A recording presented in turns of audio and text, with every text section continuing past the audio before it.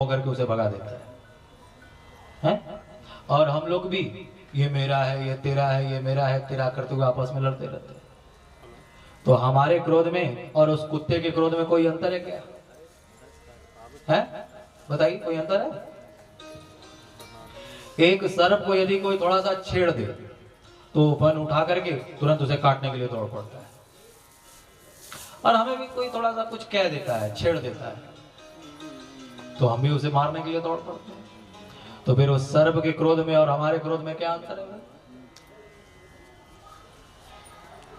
अतः हमें अपने जीवन जीने का लक्ष्य बनाना चाहिए। महापुरुषों ने अपने जीवन जीने का लक्ष्य बनाया है।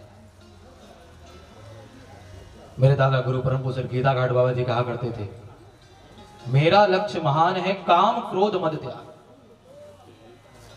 हमारे जीवन जीने का लक्ष्य होना चाहिए काम का त्याग करना, क्रोध का त्याग करना, लोभ का त्याग करना।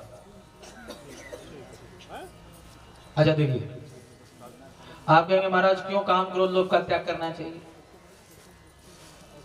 तो गीता जी के 16वें अध्याय में भगवान ने कहा, काम क्रोधस तथा लोभस तस्मात् एतत्त्रयम् त्यजेत्।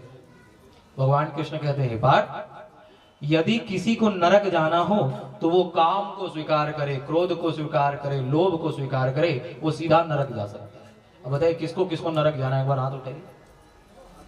किसी को नहीं जाना है, लेकिन तो भी हम काम क्रोध लोभ का त्याग नहीं करते।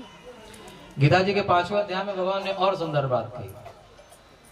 भगवान कहते हैं, पाठ संसार में वो सुखी नहीं है जिसके पास बहुत बड़ा बंगला है, जिसके पास खूब नौकर चाकर है, वो सुखी नहीं है। भगवान कहते हैं, पाठ काम क्रोधोद्भवम वेगम स युक्तः स सुखी नरः। जो मनुष्य शरीर के रहते रहते ही अपने भीतर उठने वाले काम क्रोध लोभ के वेग को सहन कर लेता है, मेरी दृष्टि में एकमात्र वही सुखी है। हमारे जीवन जीने का लक्ष्य होना चाहिए काम का त्याग करना, क्रोध का त्याग करना, लोभ का त्याग करना। प्राणी मात्र से प्रेम है। दर्शन 3 प्रकार का होता है। कितने प्रकार का होता है? आज कलश यात्रा थी तो लगता है माताएं बहुत थक गई है, और आज पहला दिन है तो कथा भी देर से शुरू हुई, ठंडी भी सबको लग रही है। दर्शन कितने प्रकार का होता है भाई? 3 प्रकार का होता है। उत्तम दर्शन, मध्यम दर्शन तथा अधम दर्शन। जब हम भगवान के मंदिर में जाकर के केवल भगवान की मूर्ति में ही भगवान का दर्शन करते हैं, केवल समझते हैं कि बस भगवान इसी मूर्ति में है, जाकर के मूर्ति पर माला पहनाते हैं, खूब अगरबत्ती दिखाते हैं, जल चढ़ाते हैं, सोचते हैं केवल भगवान की मूर्ति में ही भगवान है। तो ये कौन सा दर्शन है? अधम दर्शन है। ध्यान से समझिएगा, केवल भगवान की मूर्ति में ही भगवान का दर्शन करना अधम दर्शन करना कहलाता है।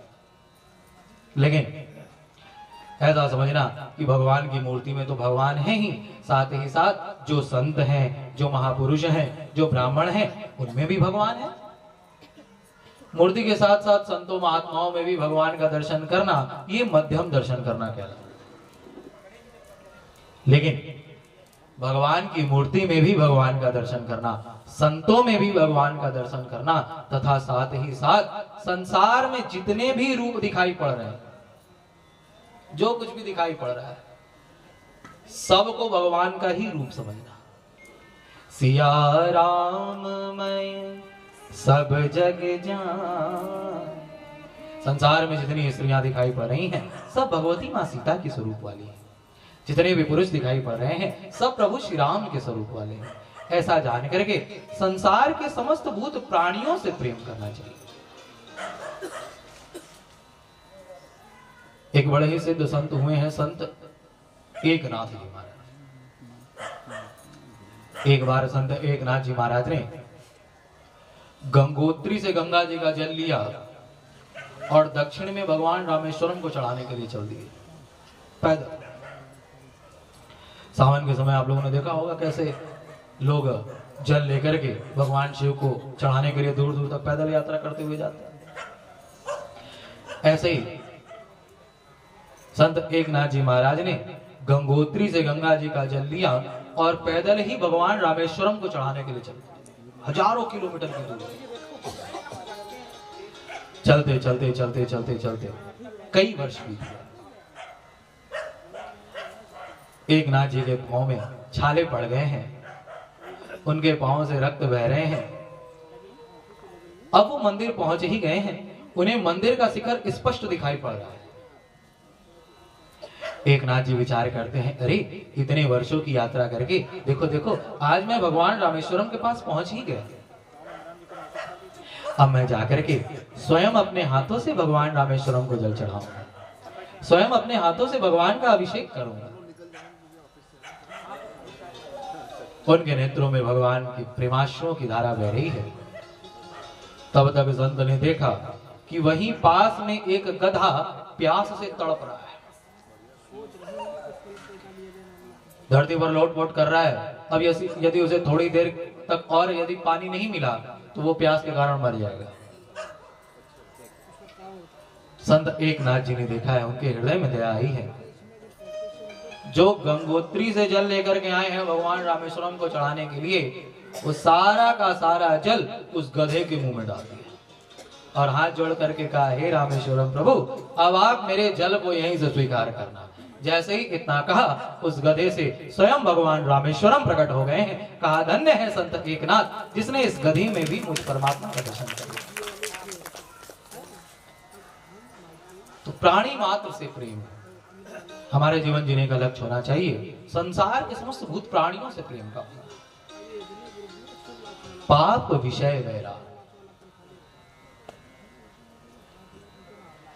याद रखिएगा, हमारे जीवन में दुख तभी आता है जब हम कोई पाप कर्म करते हैं, और सुख तभी आता है जब हम कोई पुण्य कर्म करते हैं। यदि हमारे घर में गरीबी है तो समझ लेना चाहिए हमने अपने जीवन में कोई ना कोई पाप जरूर किया है। लोग कहते हैं, महाराज मैंने तो कोई पाप नहीं किया। अरे इस जन्म में नहीं किया तो पिछले जन्म में किया। यदि हमारे जीवन में दुख है तो समझ लेना चाहिए कि हमने कहीं ना कहीं कोई ना कोई पाप अवश्य किया। और यदि हमारे जीवन में सुख है तो समझ लेना चाहिए कि हमने अपने जीवन में कोई ना कोई सत्कर्म अवश्य किया। लेकिन आज विडंबना क्या है, प्राणी मात्र को सुख अति प्यारा, दुख से सभी डरते हैं। अच्छा, कौन है ऐसा जिसको दुख चाहिए? जरा एक बार हाथ उठा के बताइए। किसी को नहीं चाहिए। अरे हम लोग तो आरती भी करते तो क्या कहते हैं, सुख संपत्ति घर आवे, कष्ट मिटे तन का। हम तो आरती भी भगवान की करते हैं तो भी कहते हैं प्रभु सुख संपत्ति घर है। प्राणी मात्र को सुख अति प्यारा, दुख से सभी डरते हैं। कोई भी संसार में दुखी होना नहीं चाहता, लेकिन तो भी मूर्ख कर्म सदा दुख पाने का ही करते हैं।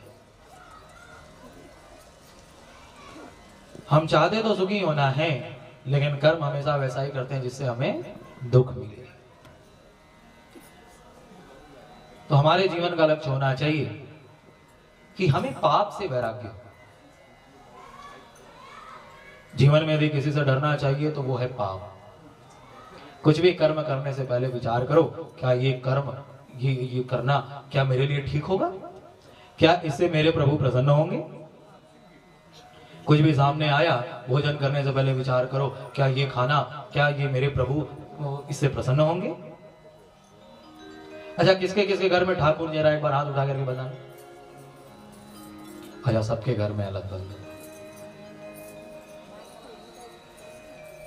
घर में ठाकुर जी आप रखें, रखना चाहिए, लेकिन साथ ही साथ जब भोजन बनाए तो ऐसा नहीं कि खूब लहसुन प्याज डाल करके भी भोजन बने और वही ठाकुर जी को भोग लग रहा है। लहसुन प्याज का भोग ठाकुर जी को नहीं लगाना चाहिए। तो जब आप घर में ठाकुर जी को रखेंगी और आप ऐसा विचार करेंगी कि मैं भोजन नहीं बना रही, बल्कि मैं ठाकुर जी के लिए प्रसाद बना रही, और आप शुद्धता पूर्वक उसको बनाएंगी, ठाकुर जी को भोग लगाएंगी, और जब परिवार के लोगों को उस प्रसाद को देंगी, तो मेरे परम पूज्य गुरुदेव कहते हैं कि जो नित्य अपने घर में ठाकुर जी को भोग लगा करके, अपने गुरु को भोग लगा करके परिवार के लोगों को भोजन कराता है, उस परिवार के लोगों को कभी कोई असह्य रोग नहीं हो सकता। बुढ़ापे में उसकी बुद्धि खराब नहीं हो सकती। प्रसादे सर्व दुखानाम हानि रस्यो बजाए। तो जीवन में हमें पाप करने से डरना चाहिए। हमारे जीवन जीने का लक्ष्य होना चाहिए। परमात्मा ने हमें मानव का शरीर प्रदान किया है, अतः इस दुर्लभ मनुष्य शरीर को प्राप्त करके हम एकमात्र भगवान को ही प्राप्त करने का प्रयत्न करेंगे। प्रेम से बोलिए भागवत महापुराण की जय। अच्छा, जो इस दुर्लभ मनुष्य शरीर को पा करके भी भगवान का भजन नहीं करता, ऐसा नहीं है कि भगवान कृपा करके मनुष्य तो बना दिए, लेकिन मनुष्य बन करके